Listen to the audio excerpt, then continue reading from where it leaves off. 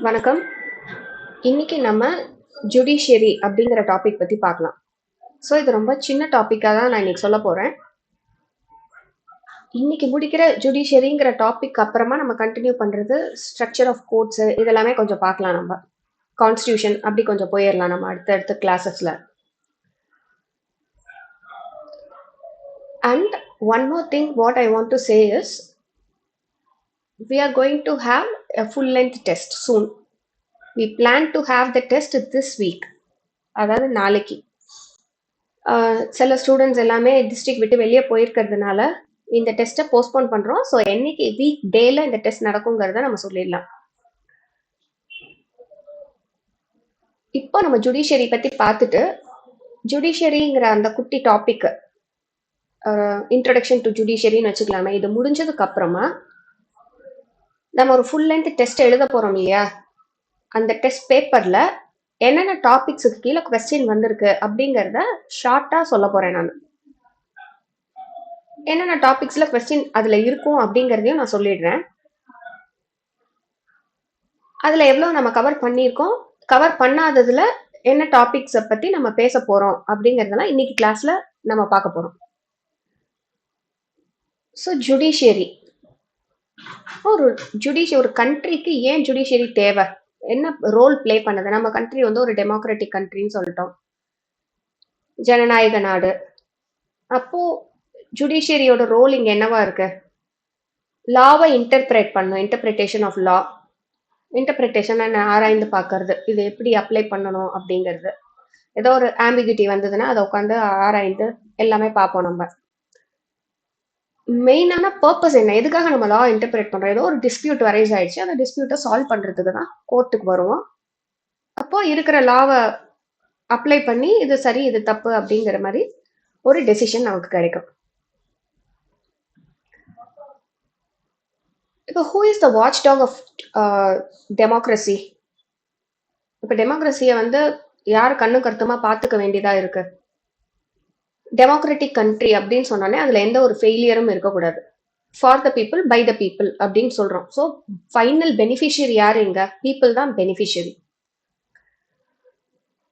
அப்போ ஒரு democratic country சக்சஸ்ஃபுல்லா இருக்கணும் அப்படின்னா அங்க என்ன இருக்கணும்னா இண்டிபெண்ட் ஜுடிஷியரி. அதுல எந்த ஒரு வெளி தலையீடுகள் ஜுடிஷியரிக்குள்ள இருக்கக்கூடாது. இண்டிபெண்டா இருக்கணும். இது சரி இது தப்பு அப்படின்னு சொல்ற அதிகாரம் ஜுடிஷியல்ல ஐ மீன் அதிகாரம் ஜுடிஷியரிக்கு இருக்கணும். அண்ட் அந்த அதிகாரத்தை சரியான முறையில் பயன்படுத்தி they should give justice, they should provide justice. So administering justice is a key thing. அப்ப இந்த லா எங்க இயற்றப்படுது, ஜுடிஷியரி லா இயற்றுமா அப்படிங்கறதெல்லாம் நம்ம ஏற்கனவே இந்த வெக்கேஷனுக்கு முன்னாடி இருந்த கிளாஸ்ல நம்ம பார்த்தோம். ஜுடிஷியரி வந்து சட்டம் இயற்றாது. சட்டம் இயற்றப்பட்டு யூசேஜுக்கு வந்ததுக்கு அப்புறமா அதை அப்ளை பண்ற பவர் தான் ஜுடிஷியரிக்கு இருக்கு. அப்ப சட்டத்தை யார் இயற்றுறாங்க, எங்க இயற்றப்படுது? பார்லிமெண்ட்ல. ஸோ 3 ஆர்கன்ஸ் ஆஃப் கவர்மெண்ட் இருக்குன்னு நம்ம பார்த்தோம், ஏற்கனவே சொல்லியிருக்கோம் நம்ம.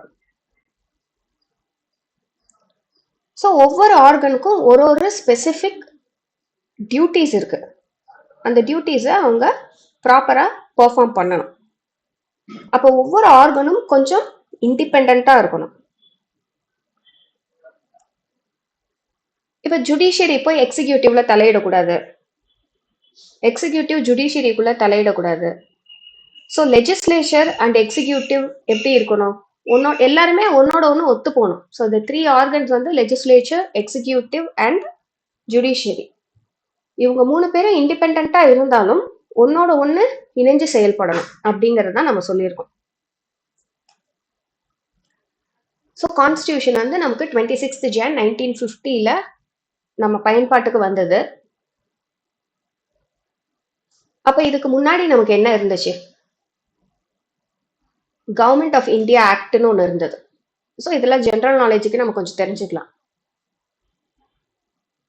நமக்கு இண்டிபெண்டன்ஸ் கிடைச்சதுக்கு அப்புறம் நம்மளே ஆட்சி செய்யணும்.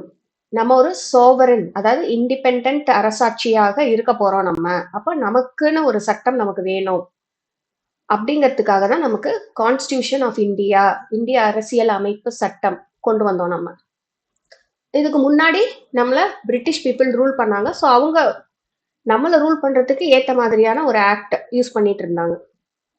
அதுல இருந்து பெரும்பாலான விஷயங்களை நம்ம எடுத்துக்கிட்டோம். எடுத்து நமக்கு வேணுங்கிற மாதிரி நமக்கு எது சூட் ஆகுமோ அந்த மாதிரி நம்மளோட அரசியலமைப்பு சட்டத்தை நம்ம உருவாக்கணும். நமக்கு ஏன் ஒரு இண்டிபெண்டன்ட் ஜுடிஷியரி வேணும்? ஏற்கனவே பார்த்தோம், interpreting laws and to administer justice. So இண்டிபெண்டா இருக்கும் போதுதான் பீப்புளோட ரைட்டை ப்ரொடெக்ட் பண்ண முடியும் எஃபெக்டிவா. இது for the people by the people சொல்லிட்டோம். ஸோ பெனிஃபிஷியரி பீப்புள் அப்படின்னு பார்த்துட்டோம். So law is supreme. Even the king is below law. Law தான் சுப்ரீம் பவர் அப்படின்னு நம்ம சொல்றோம். ஸோ கிங்கா இருந்தாலும் நம்ம அரசியலமைப்பு சட்டம் எப்படி சொல்லியிருக்கோ அந்த சட்டத்திற்கு உட்பட்டு தான் நடக்க முடியுமே தவிர அவங்க இஷ்டத்துக்கு எதுவுமே பண்ண முடியாது. So law is supreme. So law supreme அப்படின்னு சொல்லிட்டோம்னாலே நமக்கு என்ன தெரியுது? ஸோ எவ்ரிபடி இந்த கண்ட்ரி, இந்த ஜூரிஸ்டிக்ஷன், இந்த டெரிட்டரிக்குள்ள இருக்கவங்க எல்லாரும் இந்த சட்டத்திற்கு கீழ்ப்பணிந்து தான் நடக்கணும். இதை மீறி யாரும் செயல்பட்டா அப்ப என்ன ஆகும்? ஒரு பீப்புளோட ரைட்டை இன்னொரு பீப்புள் வயலேட் ஆகிறது தான் அதுக்கான அர்த்தம். அதை மீறி செயல்படக்கூடாது. அப்ப மீறி செயல்பட்டுட்டா என்ன பண்றது? ஸோ அதுக்கான தண்டனைகளோ இல்ல அதுக்கான ஒரு ரெமிடியோ எப்படி கொடுத்தா ஏற்பட்ட இழப்புகளை சரி செய்ய முடியும் அப்படிங்கிறது தான் ஜுடிஷியரி பண்ற ஒரு முக்கியமான ஒரு சர்வீஸ். ஜுடிஷியல் சர்வீஸ் அப்படின்னு தான் நம்ம சொல்றோம். நாளைக்கு நீங்க ஜட்ஜ் ஆகலாம், ஒரு ப்ராக்டிசிங் நல்ல அட்வொகேட் கிட்ட போகும்போது தெரியும் நம்ம. ஸோ அப்ப என்ன அங்க பண்ணுவோம்? நம்ம யாரோ ஒரு பீப்புள் ஒரு ப்ராப்ளம்னு வருவாங்க, இன்னும் ரெண்டு பார்ட்டி நீங்க ஒரு டிஸ்பியூட்னா ரெண்டு பர்சன் இருப்பாங்கன்னு நம்ம தெரிஞ்சு வச்சு, அப்போ ரெண்டு பேர் சொல்றதும் அவங்கவுங்க பாயிண்ட் ஆஃப் வியூல இருந்து கரெக்டா தான் இருக்கும். பட் ஆஸ் பெர் லா யார் கேட்கறது கரெக்டா இருக்கு அப்படிங்கறத அனலைஸ் பண்ணி சொல்றதுதான் ஜுடிஷியல் சிஸ்டமோட ஒர்க். ஸோ அதுக்கு ஜுடிஷியரி இல்ல வேற எந்த நபரோட தலையீடும் அதுல இருக்கக்கூடாது. ஒரு எக்ஸிகியூட்டிவ் பவர் ஜுடிஷியல் பவரை சப்ரஸ் பண்ணிடக்கூடாது. ஒரு லெஜிஸ்லேச்சர் ஜுடிஷியல் பவரை சப்ரஸ் பண்ற மாதிரி இருக்கக்கூடாது. ஸோ இது ஒரு நல்ல கேஸ், கர்த்தார் சிங் வெஸ்ட் ஸ்டேட் ஆஃப் பஞ்சாப். நம்ம ஏ வெர்சஸ் பின்னு கூட இதை வச்சுக்கலாம்.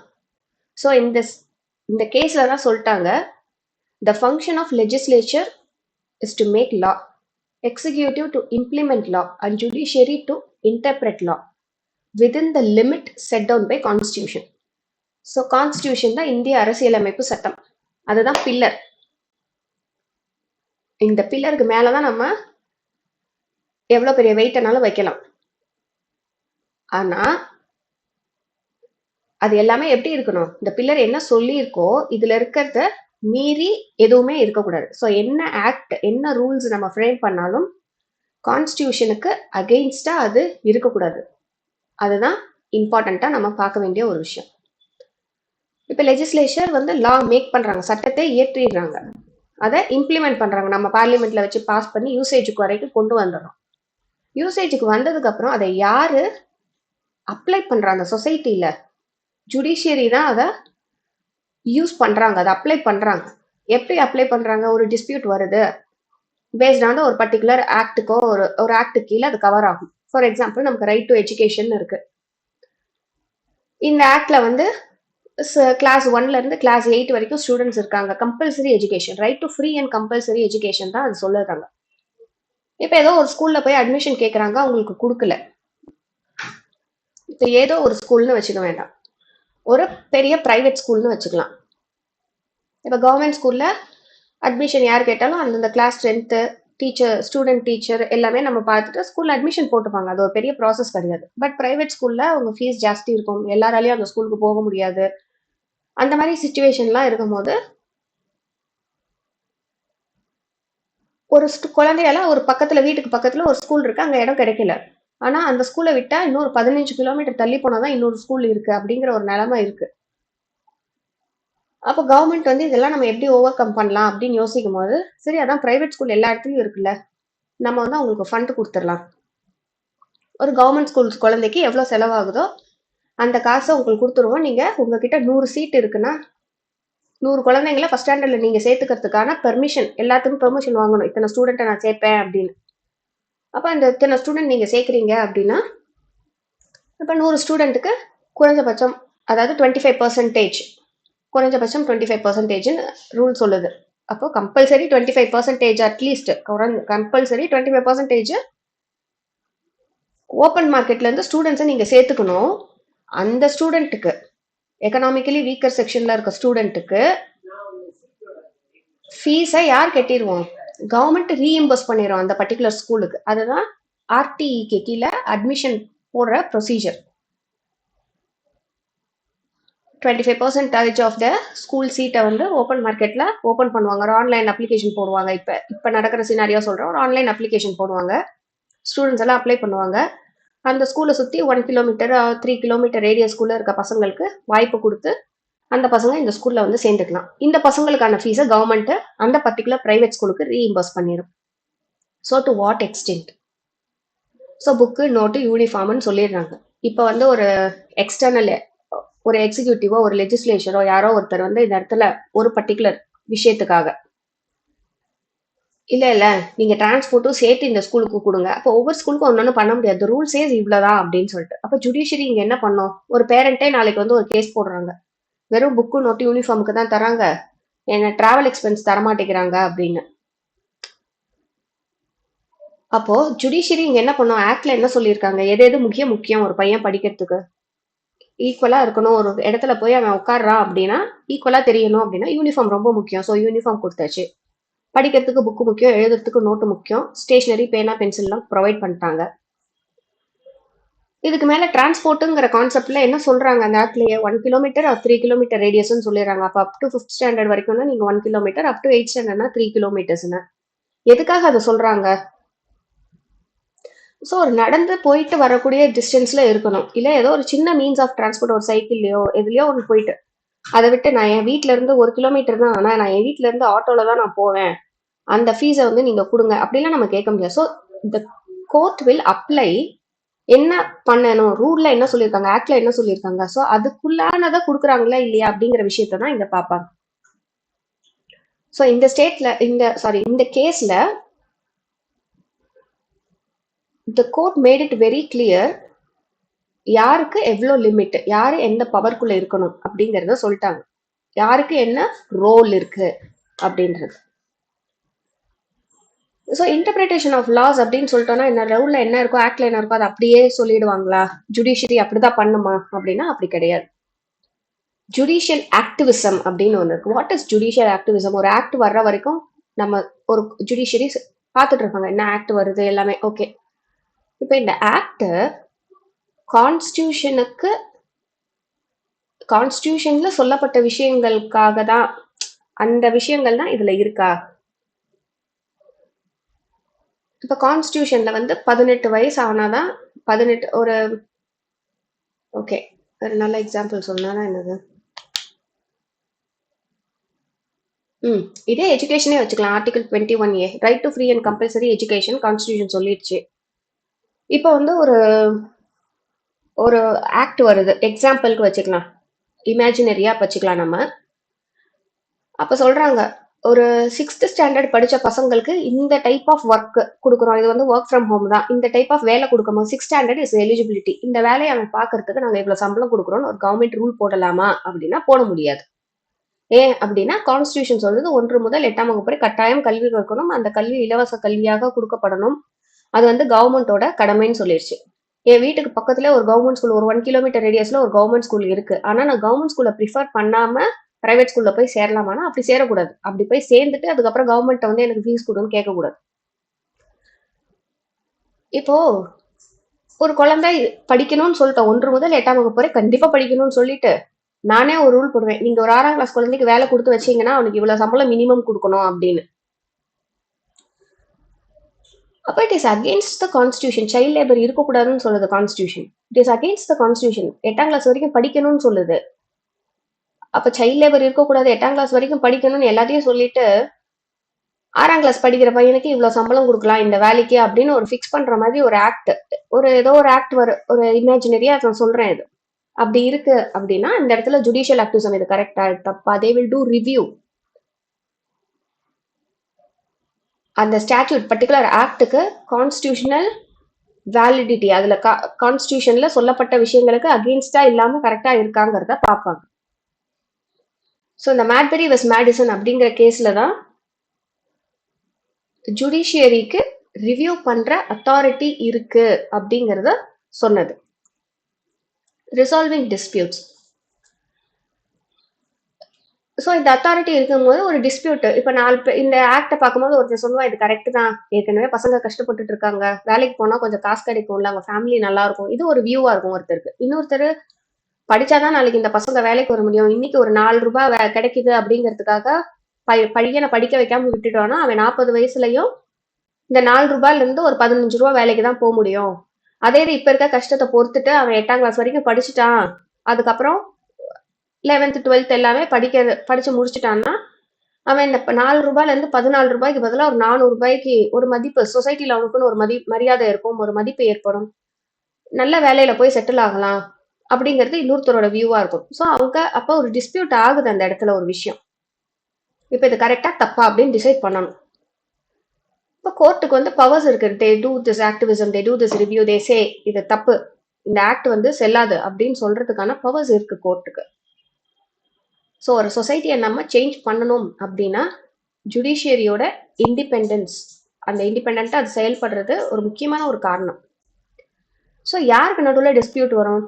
ஸ்டேட்டுக்கும் இண்டிவிஜுவலுக்கும் நடுவில் வரலாம், ஸ்டேட்டுக்கும் நடுவில் வரலாம், கண்ட்ரிக்கும் ஸ்டேட் மீன் இன்டர்நேஷனல் பெர்ஸ்பெக்டிவ்ல பேசும்போது நம்ம எப்படி ஒரு நாட்டுக்குள்ள கண்ட்ரிக்குள்ள ஸ்டேட்டுன்னு பேசுறோமோ அது மாதிரி இன்டர்நேஷனல் லெவல்ல பேசும்போது ஒவ்வொரு நாடையும் ஸ்டேட் அப்படின்னு தான் நம்ம சொல்லுவோம். நம்ம இன்டர்நேஷனல் லா பார்க்கும்போது அதெல்லாம் பார்க்கலாம். ஸோ இந்த கொடுக்கப்படுற ஜஸ்டிஸ் எப்படி இருக்கணும்? ஃபேர் அண்ட் ஈக்விட்டபிளா இருக்கணும். ஒரு கான்ட்ராக்ட் டிஸ்பியூட் ஏற்படுது, அப்போ கோர்ட் எங்க வந்து என்ன பண்ணும்? கான்ட்ராக்ட் கரெக்டா இல்லை, அந்த அக்ரிமெண்ட் லீகலி என்ஃபோர்ஸபிள் பை லாவா இருக்குதா அப்படிங்கறத அப்ளை பண்ணி yes it is right or it is wrong அப்படின்னு சொல்ல போறாங்க. So how do we administer justice? So நம்மளோட ஆக்ஷன்ஸ் பர்ஃபெக்டா இருக்கா, ஆஸ் பர் லா அந்த ஆக்ஷனை பெர்ஃபார்ம் பண்ணியிருக்கோமா அப்படிங்கிறத மட்டும்தான் நம்ம அந்த இடத்துல அனலைஸ் பண்ணுவோம்.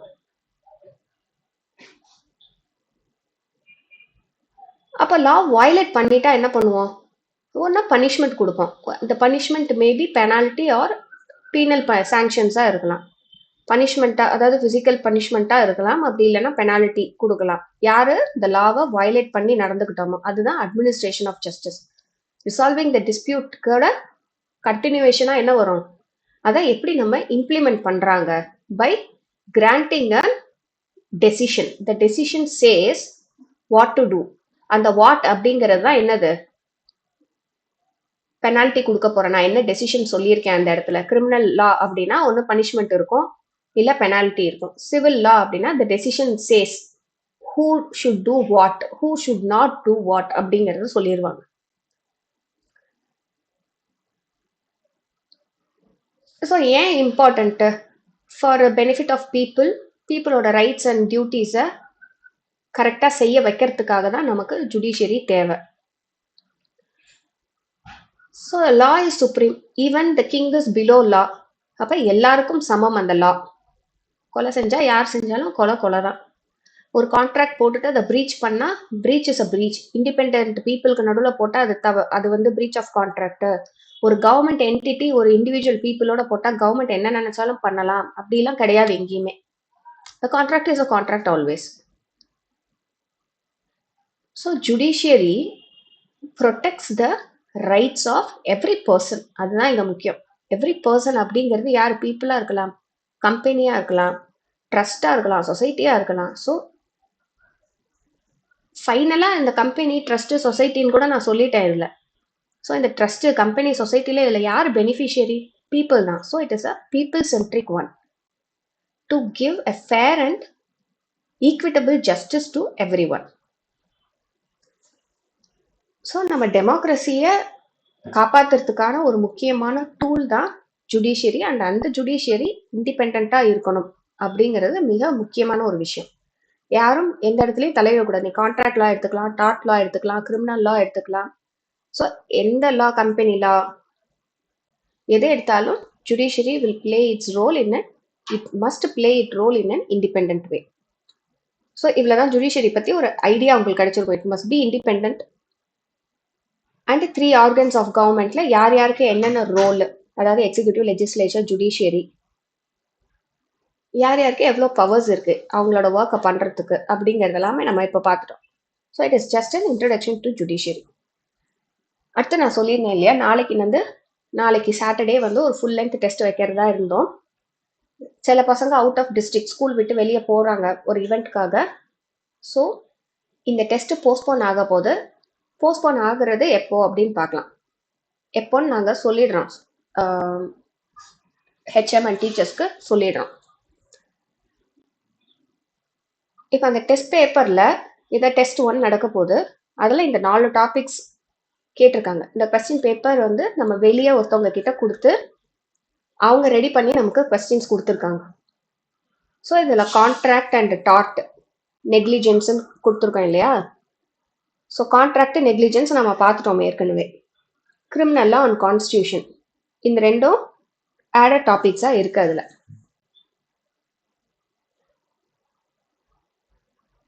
இதை பற்றி ஒரு சின்ன ஓவர்வியூ நான் இப்போ கொடுத்துட்றேன். கிரிமினல் லா ஃபர்ஸ்ட். செடேஷன் அப்படிங்கிற கான்செப்டை பேஸ் பண்ணி ஒரு கொஸ்டின் இருக்கு. அதில் செடேஷன்னா என்ன? நம்ம பேசுறது இல்லை நம்மளோட கான்டாக்ட் மூலமா ஸ்டேட் நம்ம நாட்டுடைய அமைதியை குலைக்கிற மாதிரியான ஒரு விஷயம் செய்யறது, கலவரத்தை உண்டு பண்றது, பேச்சு மூலமா இல்லை போஸ்டர் அடிச்சு கொட்டுறோம், ஏதோ ஒன்று பண்ணி ஒரு கலவரத்தை அந்த இடத்துல ஸ்டேட்டோட பீஸை நிலைக்குலைய செய்யற மாதிரியான ஒரு செயல் செய்யறது, அதுதான் செடேஷன் அப்படின்னு சொல்றது. ஸோ ஐபிசியில் 124 இந்த செக்ஷன் வந்து செடேஷன் பத்தி பேசுது. கீழே நான் கொடுத்துருக்கேன் இல்லையா, இங்க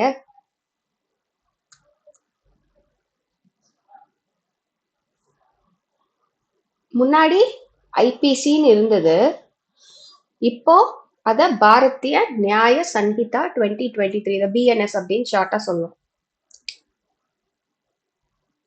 இப்போ இந்த நேம்க்கு நம்ம மாத்திருக்கோம், பாரதிய நியாய சன்ஹிதா. நம்ம வந்து இண்டிபெண்டன்ஸ் ஆனதுல இருந்து பிரிட்டிஷ் நமக்கு கொடுத்த கிரிமினல் லாஸை தான் நம்ம யூஸ் பண்ணிட்டு இருக்கோம். நமக்குன்னே ஒரு லா வேணும் அப்படின்னு சொல்லி நம்ம பாரதிய நியாய சன்ஹிதாவை கொண்டு வந்திருக்கோம். So sedition is an offense that criminalizes speech and that speech should disturb peace of the state. அப்படி இருந்தாதான் அது sedition.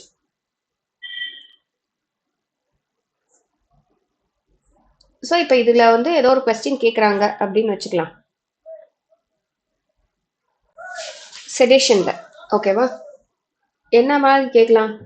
ஏதோ ஒரு இடத்துல ஒரு பப்ளிக் மீட்டிங் நடந்துட்டு இருக்குன்னு வச்சுக்கலாம். ஏதோ ஒரு அரசியல் தலைவர் ஒரு மீட்டிங் கண்டக்ட் பண்றாங்க.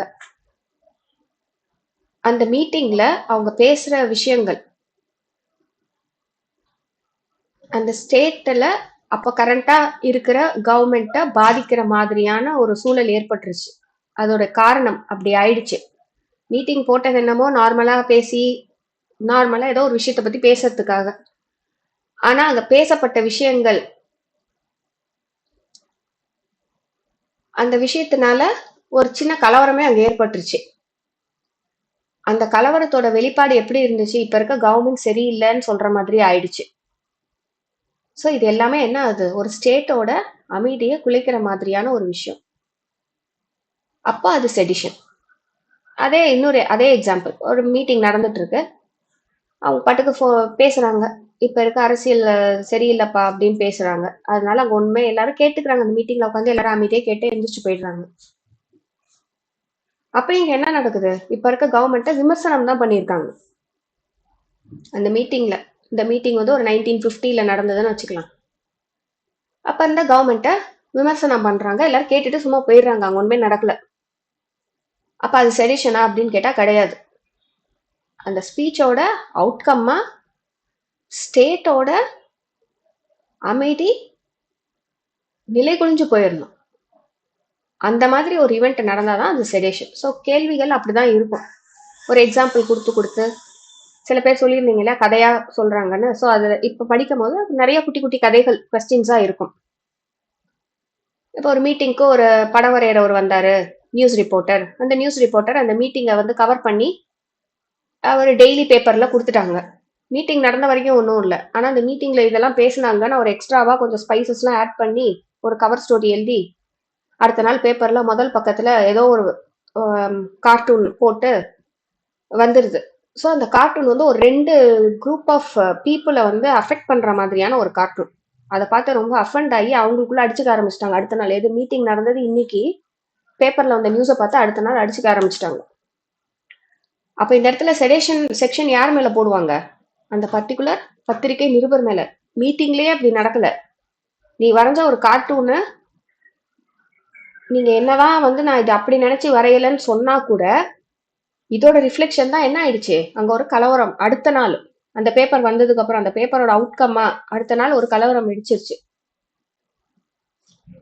ஸோ த பர்சன் யார் அந்த கார்ட்டூனை வரைஞ்சி யார் அதுக்கு கதை எழுதியிருப்பாங்க இல்லையா, ஒரு 1 பேஜ் அந்த ஆர்டிக்கிள் யார் பண்ணியிருந்தாங்களோ அவங்க மேல இந்த சார்ஜஸ் ஃப்ரேம் பண்ணுவாங்க.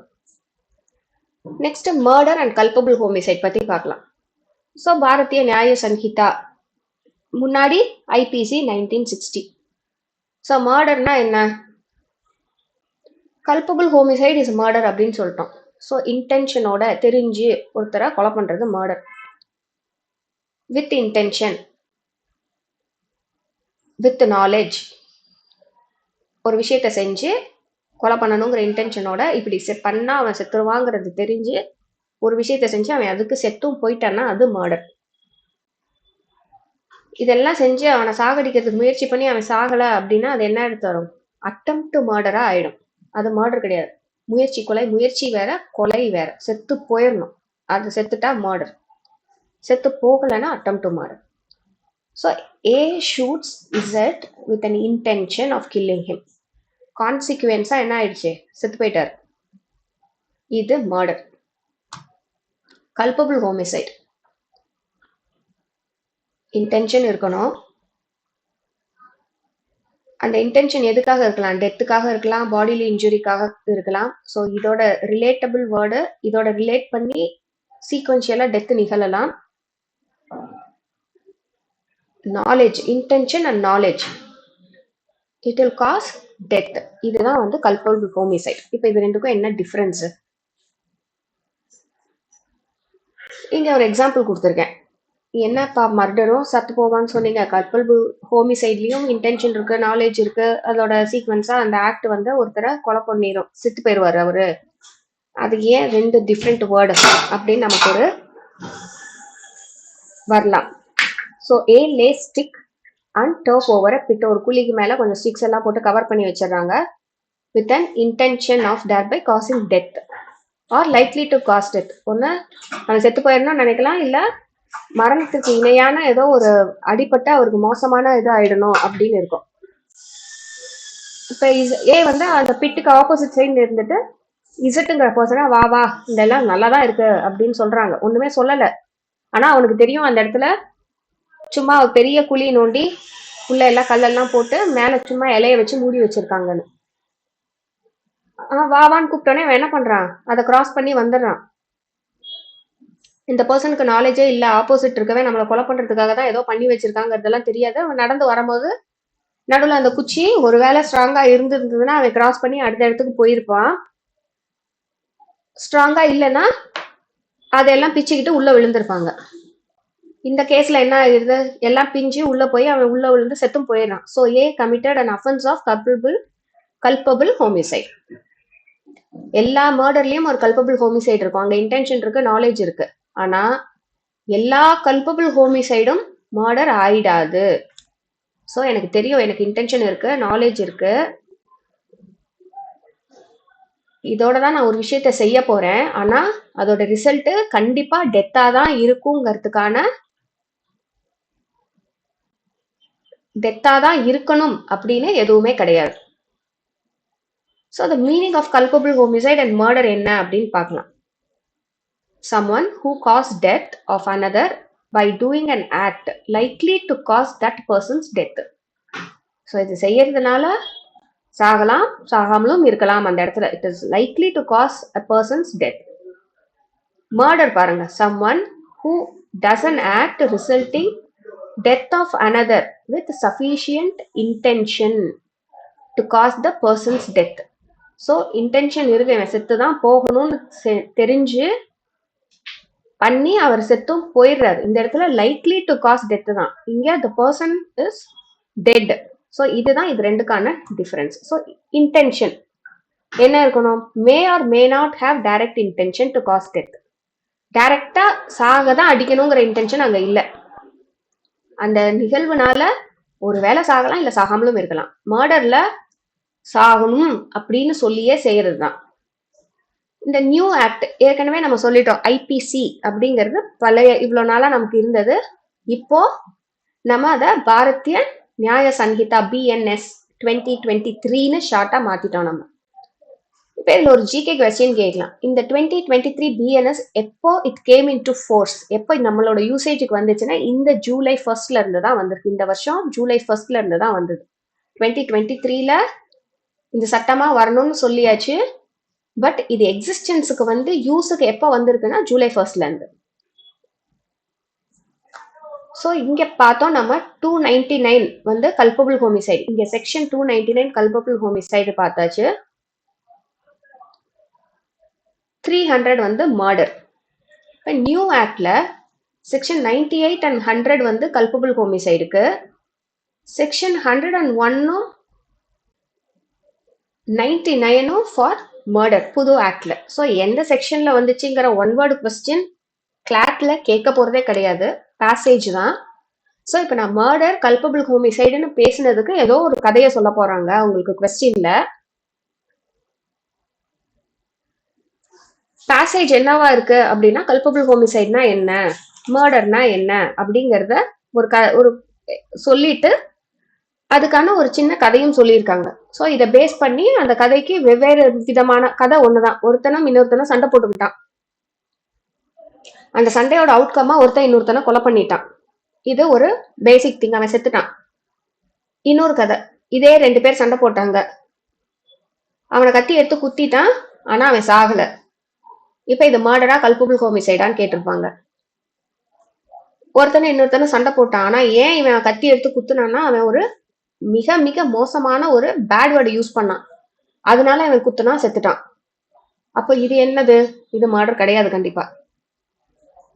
இதே சிச்சுவேஷன், இதே மாதிரி கெட்ட வார்த்தை ஏதோ ரொம்ப மோசமா பேசிட்டாங்க, அதுல ரொம்ப ஹர்ட் ஆகி இவன் என்ன பண்றான், அந்த இடத்த விட்டு போயிட்டு வீட்டுக்கு போயிட்டு ஒய்ஃபோடலாம் பேசிட்டு ஒரு 2 நாள் கழிச்சு வந்து குத்திட்டான், நீ அன்னைக்கு என்ன இப்படி சொன்னல அப்படின்னு சொல்லிட்டு. அப்ப இது கல்பபிள் ஹோமிசைடான ஒரு கொஸ்டின் இருக்கலாம். So everything is going to be a very short story, same story with different endings and with different instances inside that. இந்த ஆன்சரை தான் நம்ம கண்ணும் கருத்துமா கவனிச்சு எழுதணும், எல்லா ஆன்சரும் கரெக்டா தோணும். ஓகே, நெக்ஸ்ட் ஆர்டிகிள் அப்படின்னு போட்டேன். இது வரைக்கும் நம்ம செக்ஷன் அப்படின்னு சொன்னேன் நான் கிரிமினல் ஆக்ட் பார்க்கும்போது.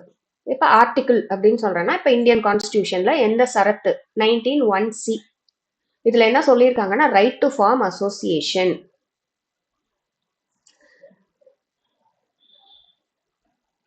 ஃபண்டமெண்டல் ரைட் அப்படின்னு ஒன்று இருக்கு. இந்த ஃபண்டமெண்டல் ரைட்னா என்ன, அடிப்படை உரிமைகள். ஒரு மனுஷன் பிறந்துட்டான்னா அவனுக்கு அடிப்படையா சில உரிமைகள், right to speech, right to life, right to education is a fundamental right, right to breathe, இதெல்லாம் fundamental right. 19(1)C right to form association and union. ஏதோ ஒரு அசோசியேஷன், யூனியன், ஒரு அமைப்பை உருவாக்கலாம். இப்ப நம்ம ஸ்கூல்ஸ்ல நம்ம பண்ணியிருக்கோம் இல்லையா, ஸ்டூடெண்ட் அசோசியேஷன் ஒன்று ஃபார்ம் பண்ணியிருக்கோம். ஸோ எதுக்காக இந்த அசோசியேஷன் நம்ம ஃபார்ம் பண்றோம், நம்மளோட ரைட் என்னைக்காவது வயலேட் ஆகுது, இல்லை நமக்கு ஏதாவது தேவைகள் தேவைப்படுது அப்படின்னா அது கேட்கறதுக்கு ஒவ்வொருத்தரும் தனித்தனியா கத்துனா ஒன்றும் ஆகாது. கூட்டமாக சேர்ந்து ஒரு முடிவெடுத்து ஒருத்தர் அதை ரெப்ரசன்ட் பண்ணா நமக்கு நல்ல விஷயம் நடக்கும் அப்படிங்கிறது தான் இதோட இன்டென்ஷன்.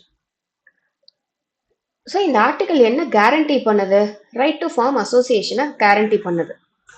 இந்த ஒரு கேஸ் இருக்கு, T K. Rangarajan state of Tamil Nadu. இப்ப ஏபின்னு சொன்னா அது கரையாயிடும், நான் அதனால டி.கே. ரங்கராஜன் ஸ்டேட் ஆஃப் தமிழ்நாடுன்னு சொல்றேன்.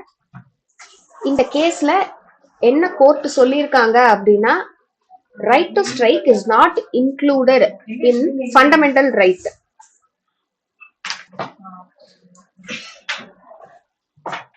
ஸோ நீங்க ரைட் டு ஃபார்ம் அசோசியேஷன் இருக்கு, ஆனா இது ஃபண்டமெண்டல் ரைட் கிடையாது அப்படின்னு இதெல்லாம் சொல்லிட்டாங்க. இப்போ இங்க கொஸ்டின் என்னவா இருக்கலாம், ஏதோ ஒரு இன்ஸ்டன்ஸ் கொடுத்துருவாங்க, ஒரு ஸ்டோரி மாதிரி கொடுத்துருவாங்க, இல்ல டைரக்ட் கொஸ்டினா கூட இருக்கலாம். Right to strike is a fundamental right or what kind of right அப்படின்னு. It is a statutory right. ஒரு சட்டம் உங்களுக்கு ஒரு உரிமையை கொடுக்குது, அசோசியேஷன் நீங்க ஃபார்ம் பண்ணிக்கலாம் அப்படின்னு. So it's not a fundamental right, it's a statutory right.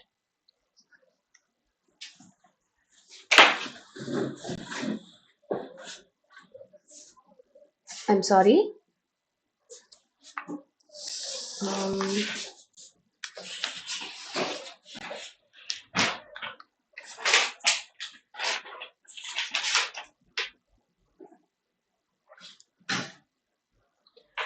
Okay, Article 19(1)(c).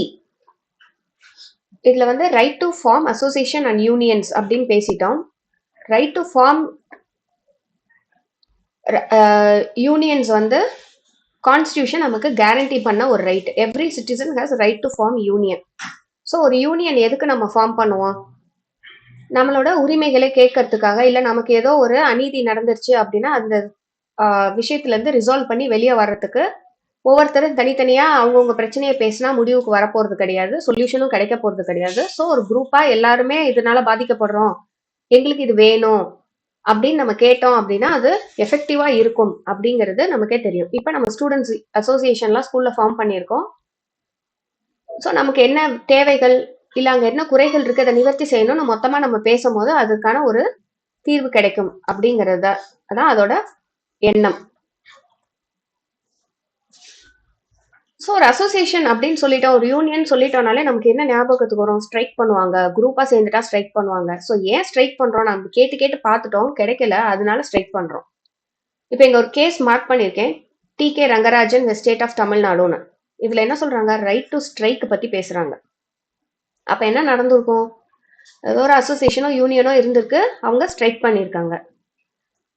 அப்போ ஸ்ட்ரைக் பண்ணலாம், ஆனா எப்படி பண்ணணும்னு கொடுத்துருக்காங்க. எங்க கொடுத்துருக்காங்க? இண்டஸ்ட்ரியல் டிஸ்பியூட் ஆக்ட் அப்படின்னு ஒண்ணு இருக்கு. அந்த ஆக்ட்ல எப்படி நீங்க ஸ்ட்ரைக் பண்ணணும், எப்போ ஸ்ட்ரைக் பண்ணலாம் அப்படிங்கறது எல்லாமே கிளாரிஃபை பண்ணியிருக்காங்க. அப்ப right to strike is not a fundamental ரைட்னு அங்க சொல்லிட்டாங்க. இது எங்க இருந்து வருது? ரைட் டு ஸ்ட்ரைக் ஒரு ஸ்டாட்யூட் சொல்லுது. எந்த statute? Industrial dispute act 1947. It says right to strike உங்களுக்கு இருக்கு அப்படின்னு. அப்ப strike is a statutory right. Article 19ல யூனியன் ஃபார்ம் பண்ணலாம்னு சொல்றோம். அப்ப எப்படி அந்த யூனியன் நம்ம ஃபார்ம் பண்ணலாம்? ஆர்டிகல் 38 ஆஃப் த கான்ஸ்டியூஷன்ல என்ன சொல்றாங்க? State should secure social order for promoting the welfare of the people. பீப்புளோட வெல்ஃபேரை ப்ரொடெக்ட் பண்றதுக்கு ஸ்டேட் என்ன பண்ணணும்? They should have some means to protect the social order. So state oda duty enna? To promote the welfare of the people in இடத்துல. So welfare of the people எப்படி promote பண்ணுவோம்? Proper justice இருக்கணும், social order கரெக்டா maintain ஆயிருக்கணும், economic and political சினாரியோவை கரெக்டா maintain பண்ணி கொண்டு போகணும். இது எல்லாத்தையும் செக்யூர் பண்ண வேண்டியது யாரோட பொறுப்பு? ஸ்டேட்டோட பொறுப்பு. இந்த இண்டஸ்ட்ரியல் டிஸ்பியூட் ஆக்ட்ல செக்ஷன் 22(1)(a) என்ன சொல்லுது அப்படின்னா, ஸ்ட்ரைக் அண்ட் லாக் அவுட்டை ப்ரோஹிபிட் பண்றத பத்தி பேசுது. அப்போ ஒருத்தருக்கு ரைட் டு ஸ்ட்ரைக் கொடுத்தாச்சு, ஆனா அதை எப்படி ஸ்ட்ரைக் பண்ணணும்? No person employed in public services shall go on ஸ்ட்ரைக்னு சொல்லிட்டாங்க. ஒரு கான்ட்ராக்ட் போட்டு ஒரு பப்ளிக், ஒரு டாக்டர், நர்ஸ் எல்லாம் இருக்காங்கன்னா அவங்க எல்லாம் ஸ்ட்ரைக் பண்ணக்கூடாது. எப்போ? 6 weeks நோட்டீஸ் கொடுக்காம ஸ்ட்ரைக் பண்ணக்கூடாது. அப்ப அந்த நோட்டீஸ் கொடுத்தா அதுக்கு முன்னாடி என்ன பண்ணிருக்கணும்? அவங்களுக்குள்ள பேச்சுவார்த்தை நடத்தி இருக்கணும். அந்த பேச்சுவார்த்தை சரியான முறையில நடக்கல அப்படின்னா அதுக்கப்புறம் தான் ஸ்ட்ரைக்குள்ள வரணும். கான்ட்ராக்ட்ல இல்ல 2 வருஷம் வந்து ஒரு கான்ட்ராக்ட் ஒர்க்குன்னு வந்துட்டு அந்த கான்ட்ராக்ட்ல சொல்லப்படாத விஷயங்களை கேட்டு டிமாண்ட் பண்ணி ஒரு ஸ்ட்ரைக்ல இன்வால்வ் ஆகக்கூடாது. ஸோ இந்த மாதிரி ஃபேக்டர்ஸ் எல்லாம் நம்ம கன்சிடர் பண்ணணும்.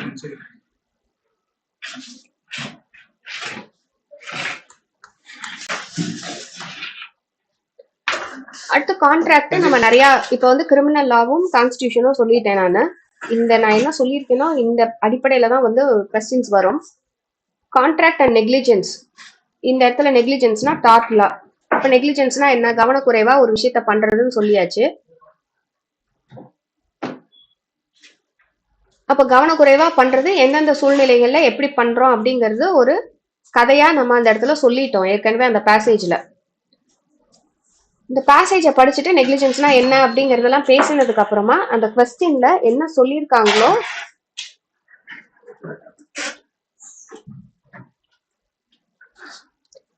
அந்த கொஸ்டின்ல என்ன சொல்லியிருக்காங்களோ அதை மட்டும் யோசிச்சு அந்த ஆன்சரை ப்ராப்பரா ஆன்சர் பண்ணுங்க.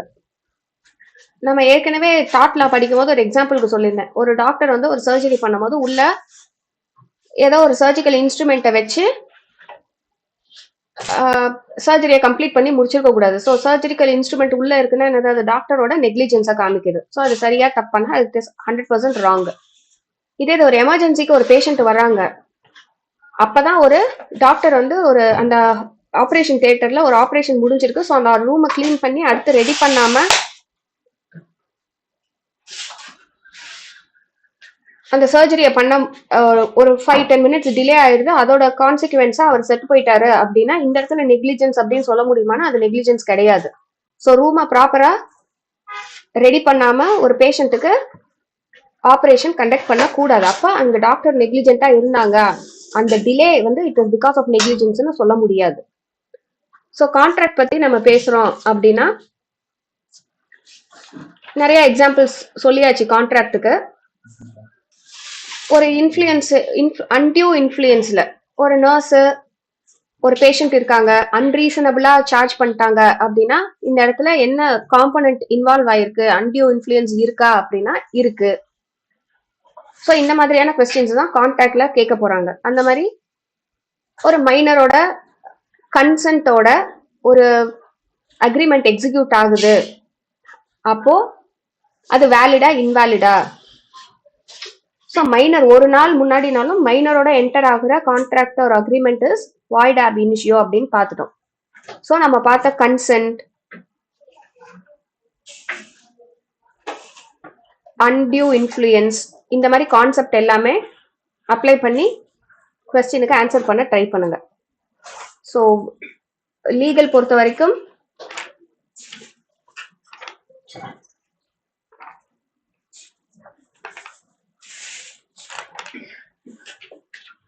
ஆறு பேசேஜ் இருக்கு. 6 பேசேஜ்க்கு 5 கொஸ்டின்ஸ் ஆறு கொஸ்டின்ஸ் இருக்கும். அதுக்கு மட்டும் கரெக்டா பார்த்து ஆன்சர் பண்ணுங்க.